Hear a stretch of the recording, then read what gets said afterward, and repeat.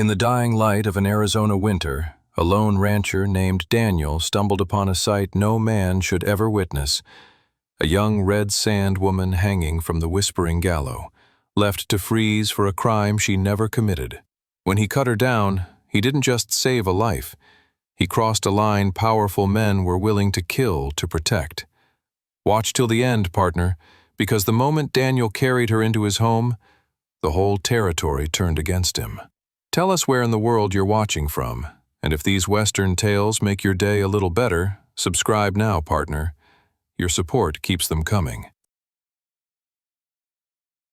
The sun was a malevolent, blinding coin sinking over the territory of New Aragon, painting the desolate stretch of scrub and red rock in a bruised, dying light. It was late January, and the deceptive Arizona winter bit with an icy malice that cut through the thickest wool.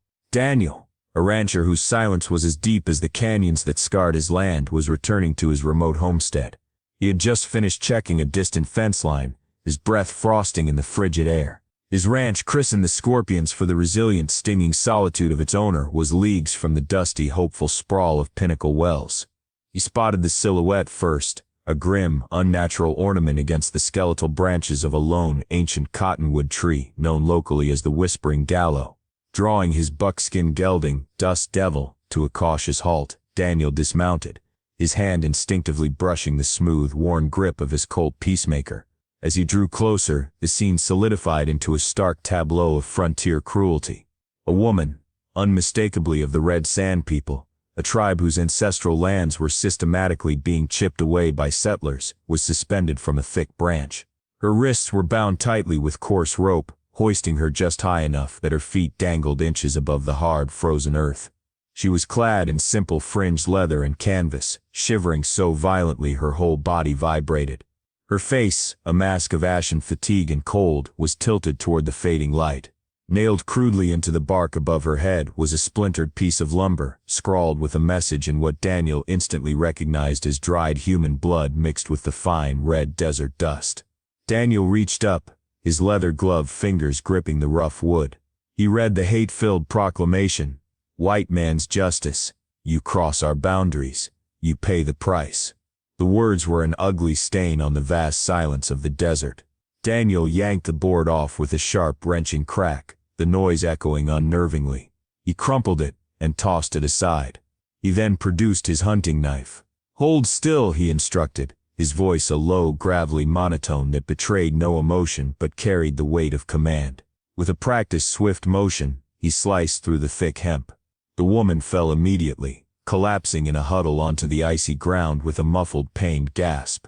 Daniel holstered his knife and scooped her up. She was feather-light, barely more than bone and tattered fabric, reeking of fear and the raw cold.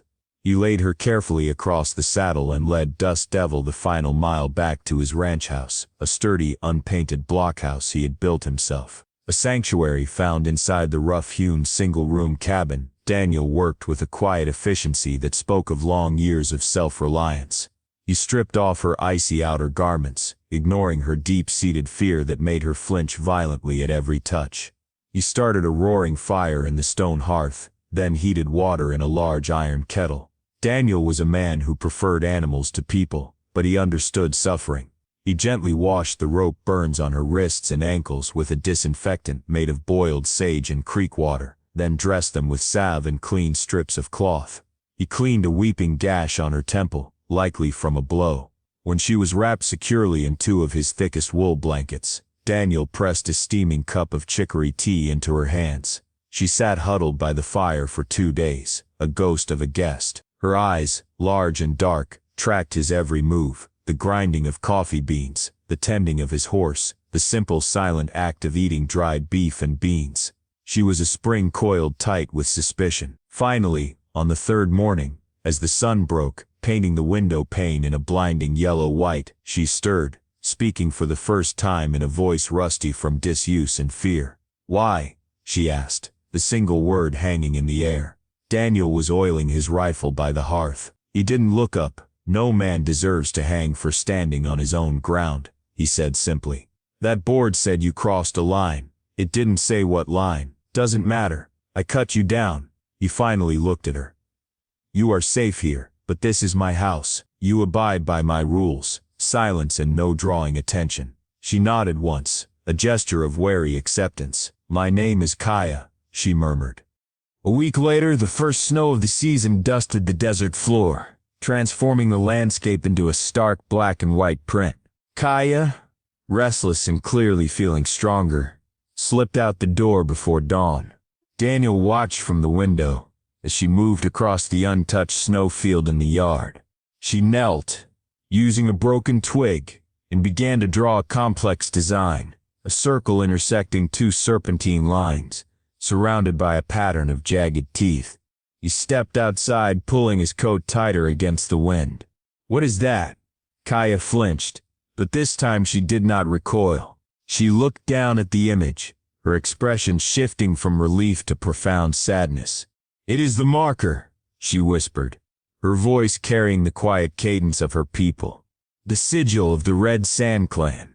The two snakes are the twin rivers of our valley. The teeth are the mountains that shelter us. I was just letting them know I survived. She drew a deep, ragged breath. We were settled by the Twin Snake River, a sacred valley.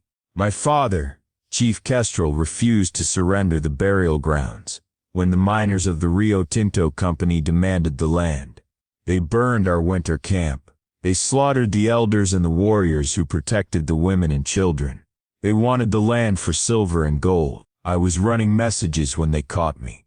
Kaya covered her face with her hands, the traumatic memory seizing her. Tears ran down her pale cheeks and froze instantly in the wind. They said my refusal was defiance. White men don't forgive. She choked out, echoing the hateful phrase Daniel had removed from the tree. Daniel simply placed a heavy, comforting hand on her shoulder. He allowed her a long moment to weep into the silence of the winter morning. The shared, unspoken grief of injustice began to forge the first fragile link between them. Fate, however, decided to test the fragile sanctuary.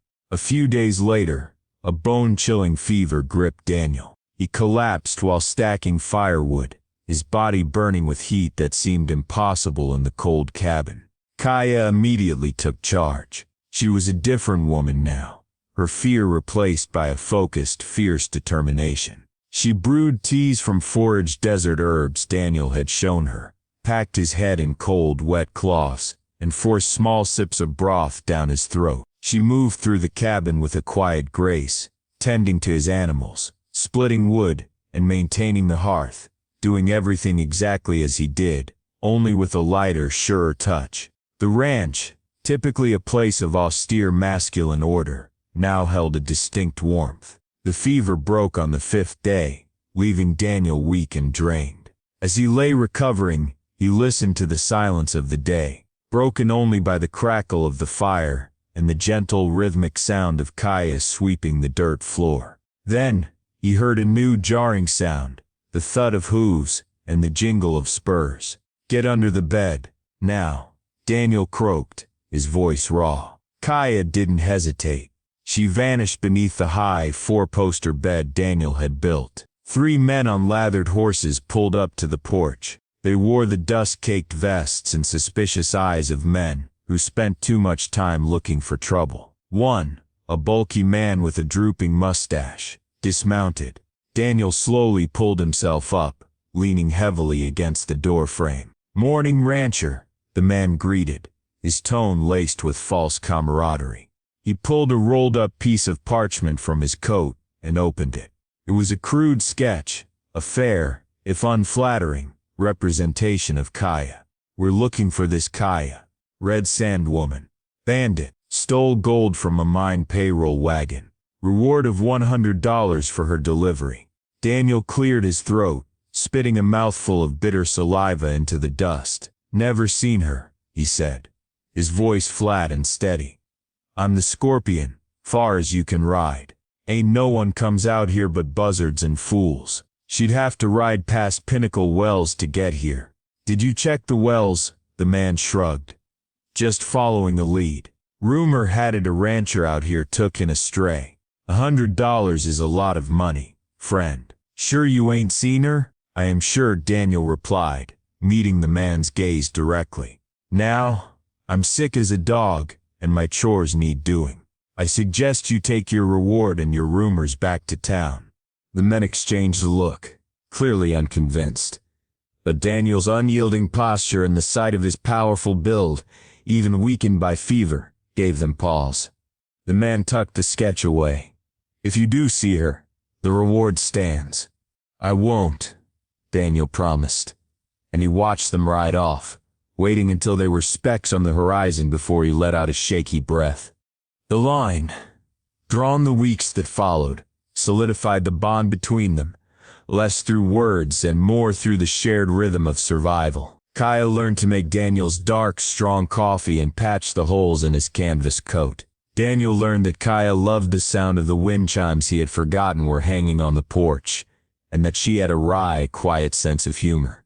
They communicated in the unspoken language of shared glances, chores done without asking, and a mutual respect that transcended the enormous cultural gulf between them. One crisp afternoon, as Daniel was teaching Kaya how to clean the action of his Winchester rifle, a dangerous act of trust, the silence of the ranch was violently shattered. 4 riders, better dressed and better armed than the last group, stormed into the yard. These were not bounty hunters. These were clearly company men, hired security, wearing the grim efficiency of the Rio Tinto Company. Their leader, a cold-eyed man with a clean-shaven jaw and a polished revolver, dismounted. "Daniel, is it? We are here to investigate reports of an accomplice providing shelter to a fugitive. The Red Sand Woman, Kaya. The rumors are rather insistent this time." Daniel stepped onto the porch, his hand hovering over his holster. Kaya stood just inside the cabin door, the Winchester gripped tight.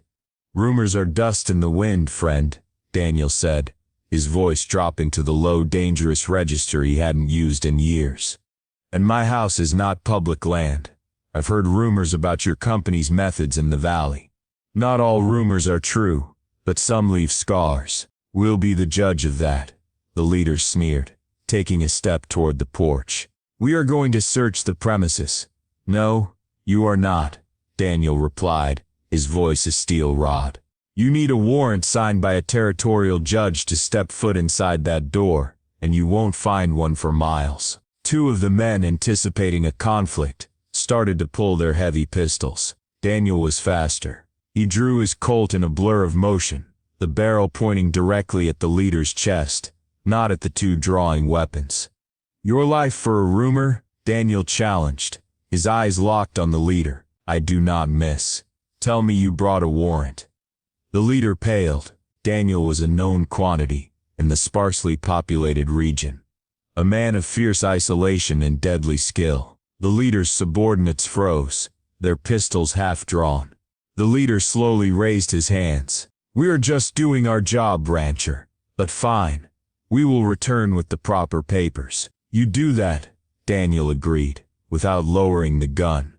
"And don't bother bringing the papers. Bring the whole goddamn cavalry." The men backed away, mounting their horses quickly, and riding out of the yard without another word. Daniel stood there, the smoke of imminent conflict hanging in the air. He immediately turned, adrenaline coursing through him. "Kaya, we ride now. No time for goodbyes." The road to the Twin Snakes. They moved with the frantic energy of the pursued. Daniel stuffed sacks with dried meat, flour, his medical kit, and ammunition. Kaya collected a handful of precious dried herbs and her own patched blanket. "Where are we going?" Kaya asked, strapping a saddlebag onto Dust Devil. "The border," Daniel said grimly, securing his rifle sheath. "The Twin Snake Valley. I know a pass through the cerulean peaks that the white patrols avoid. It will be a hard ride, but you'll be safe there. I'll get you to your people." Kaya looked at him, her eyes shining in the dim lamplight. "You will be sacrificing everything you built here." "I built it alone," Daniel said, his face shadowed. "I can build it again." They rode out an hour before midnight, relying on the weak light of the crescent moon. They skirted the established trails, moving through the treacherous, uneven desert floor. Daniel, weakened by his recent fever, pushed his body to its limit.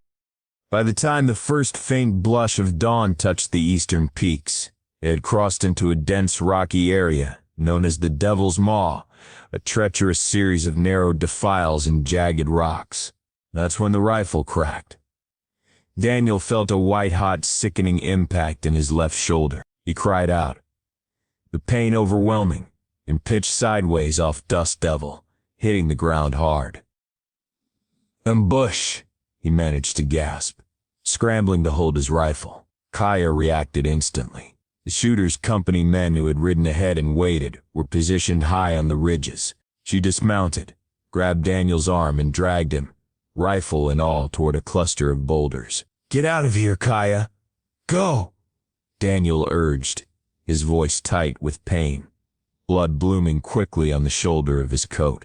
Never, she stated simply, her voice low and fierce. A second shot rang out, chipping rock nearby. Kaya, straining, managed to get Daniel's limp body back onto his saddle. She grabbed Dust Devil's reins and guided the horse, running beside it, dragging her own mount behind her.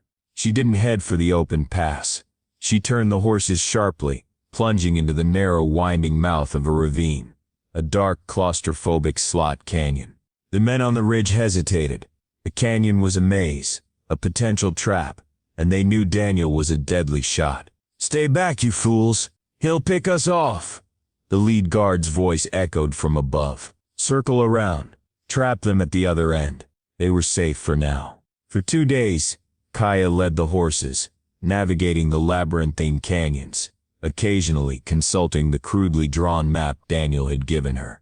Daniel drifted in and out of consciousness, his only instruction a weak, repetitive, keep west, the sun sets on the valley entrance. Finally, on the third afternoon they emerged from the mountains. Spread out below them was the hidden, fertile expanse of the Twin Snake Valley, nestled deep within the hostile desert, with wisps of smoke rising from a camp nestled by a sparkling river. Kaya led Daniel down the slope, firing a prearranged signal into the air. Moments later, a handful of riders from the Red Sand clan, mounted and armed, rushed toward them. They were met with wary astonishment. An injured white man was bringing back one of their own, who was presumed dead. Kaya explained everything quickly, urgently, in her native tongue. Daniel was carried to a protected lodge. It was Kaya who tended to him. She worked with the confidence of a true healer. She heated her own knife in the fire, braced Daniel's shoulder with one arm, and with a swift, agonizing motion, plunged the point into the wound, retrieving the jagged lead bullet. Daniel roared, then passed out. She sterilized the wound, stitched it closed with sinew, and packed it with an antiseptic poultice. She sat by his side for days as the clan elders debated his fate, arguing in hushed voices about the danger he brought. When Daniel finally woke, the room was quiet. Kaya was sitting beside him, weaving a small piece of basketry. They saved me from my fever, Daniel murmured. Did they kill me with your sewing needle? Kaya smiled, a rare, genuine smile that transformed her face. You will live, rancher, but you will have a spectacular scar. A week later, Daniel felt strong enough to walk. He knew he had to leave. His presence was a danger to the clan, and his old life was waiting, 1,000 miles of reconstruction ahead. He found Kaya by the river, filling a water jug. I need to go, Daniel said, his voice quiet. I brought you home. I have to settle my own scores now. I'll ride north, disappear for a year, then try to reclaim my land. He took a step toward her, intending to offer a handshake. Kaya dropped the water jug, the clay shattering harmlessly on the soft river bank. She turned, walking toward him quickly, and grasped his hand, not in friendship, but in a desperate two-handed hold. Daniel, she whispered, her eyes burning with an intense, powerful emotion he had never seen before. You did not bring me home. You are my home. You defied the hate for me. You bled for me. You gave up the only world you knew to ensure I lived. She squeezed his hand tighter. My people may be scattered, but I am the daughter of the chief. A home can be rebuilt.